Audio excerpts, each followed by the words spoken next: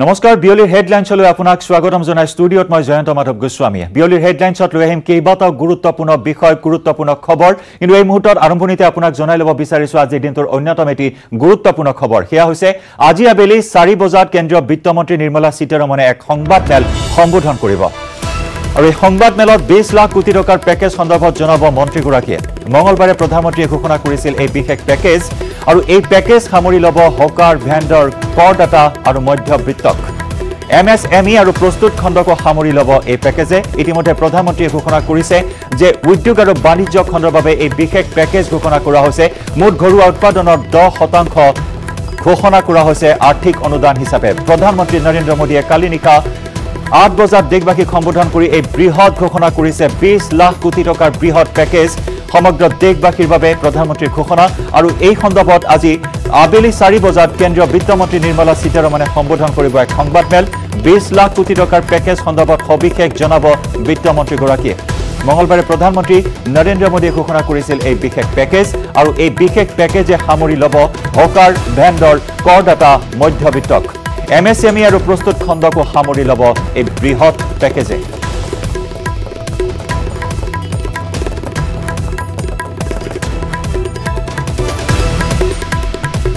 ইতিমধ্যে আমি জনাইছো যে কালি প্ৰধানমন্ত্ৰী নৰেন্দ্ৰ মোদীয়ে কেইবাটাও গুৰুত্বপূৰ্ণ কথা ঘোষণা কৰিছে অৰ্থনৈতিক পেকেজে নহয় লকডাউন 4.0 18 মেৰ পৰা আৰম্ভ হ'ব নেকি দেশত তাকে লৈ জল্পনা কল্পনা বৰ্তমান অব্যাহত আছে মাৰাত্মক কৰোনা ভাইৰাছৰ বিৰুদ্ধে যুঁজ দিবলৈ সমগ্ৰ দেশবাসীক সাজু হ'বলৈ আহ্বান জনাইছে প্ৰধানমন্ত্ৰী নৰেন্দ্ৰ মোদীয়ে আৰু এই যুঁজ আমি যুঁজিবই লাগিব আৰু এই যুঁজত আমি জয়ী হ'বই লাগিব এনে মন্তব্য প্ৰধানমন্ত্ৰী নৰেন্দ্ৰ মোদীৰ আৰু যাৰ বাবে এই মাৰাত্মক বিভীষিকা পৰিস্থিতি মোকাবিলা কৰিবলৈ সমগ্ৰ দেশবাসীক আহ্বান জনাইছে প্ৰধানমন্ত্ৰী নৰেন্দ্ৰ মোদীয়ে সুৰক্ষিত হৈ নিজৰ লগতে দেশখনক ৰক্ষা কৰিবলৈ আহ্বান জনাইছে প্ৰধানমন্ত্ৰী নৰেন্দ্ৰ মোদীয়ে আৰু এনে বিপৰ্যয়ে বিকাশৰ দিশো সূচনা কৰাৰ কথা উল্লেখ কৰে প্ৰধানমন্ত্ৰী নৰেন্দ্ৰ মোদীয়ে আৰু যাৰ বাবে এতিয়া অৰ্থনৈতিক কাৰ্যকলাপ বৃদ্ধি কৰাৰ ওপৰত গুৰুত্ব প্ৰদান কৰি এতিয়া 20 লাখ কোটি টকাৰ পেকেজ ঘোষণা কৰিছে প্ৰধানমন্ত্ৰী নৰেন্দ্ৰ মোদীয়ে আৰু এই 20 লাখ কোটি টকাৰ পেকেজ সন্দৰ্ভত আজি সবিস্তাৰে সংবাদমেল যোগে জনাব বিত্তমন্ত্ৰী কেন্দ্ৰীয় বিত্তমন্ত্ৰী নিৰ্মলা সীতাৰমণে আৰু 4 বজাত এই বিশেষ সংবাদমেল সম্বোধন কৰিব বিত্তমন্ত্ৰীগৰাকীয়ে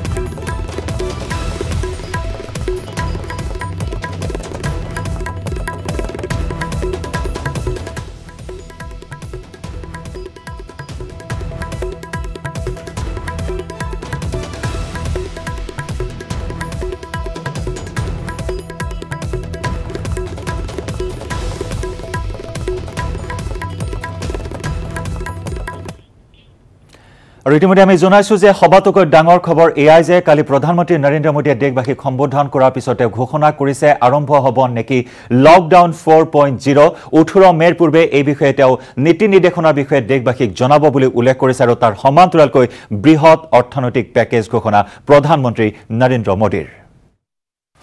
लॉकडाउन 4 पूरी तरह नए रंग रूप वाला होगा नए नियमों वाला होगा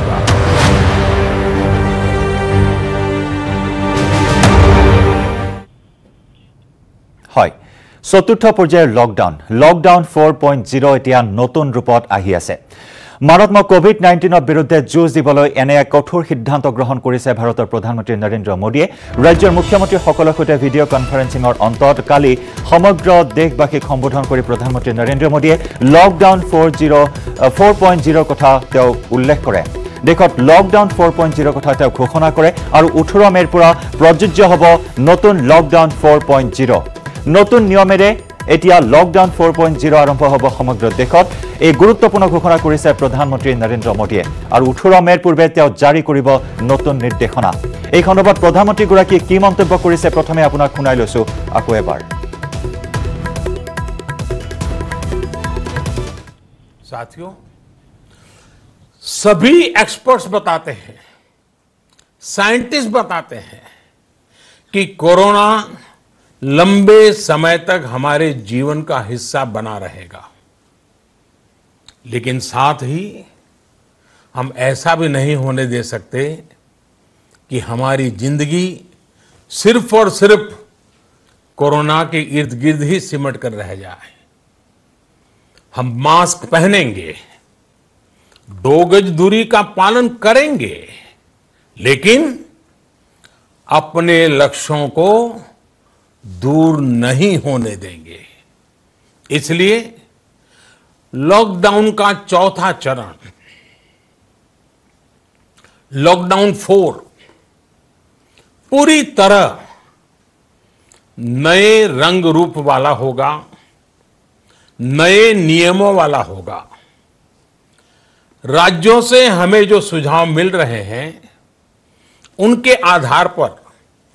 लॉकडाउन 4, इससे जुड़ी जानकारी भी आपको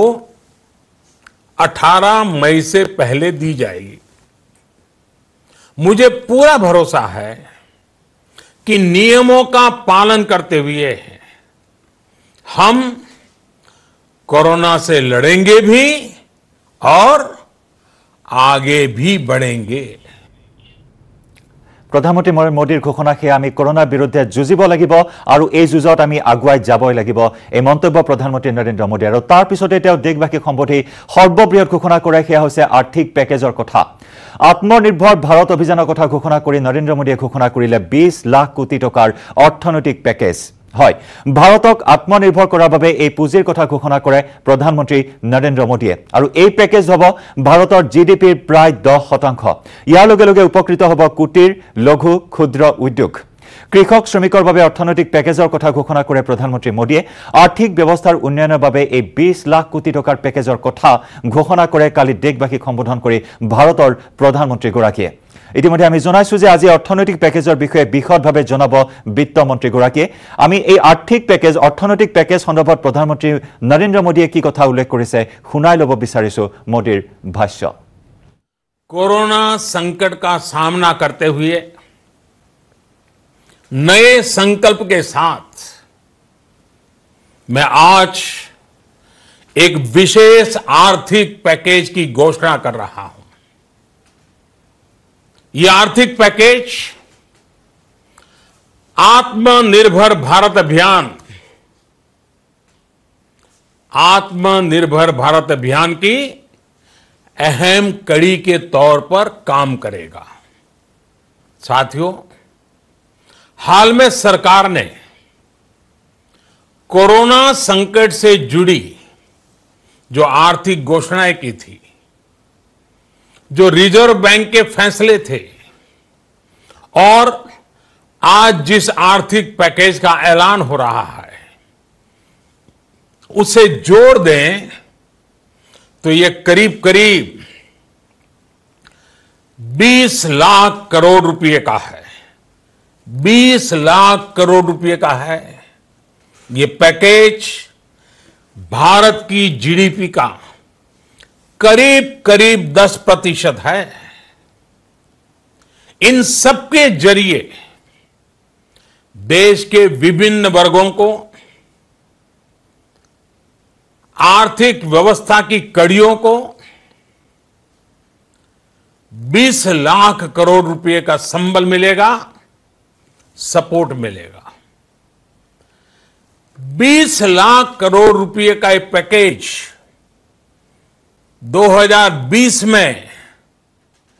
देश की विकास यात्रा को 20 लाख 2020 में आत्मनिर्भर भारत अभियान को एक नई गति देगा। और आत्मनिर्भर भारत अभियान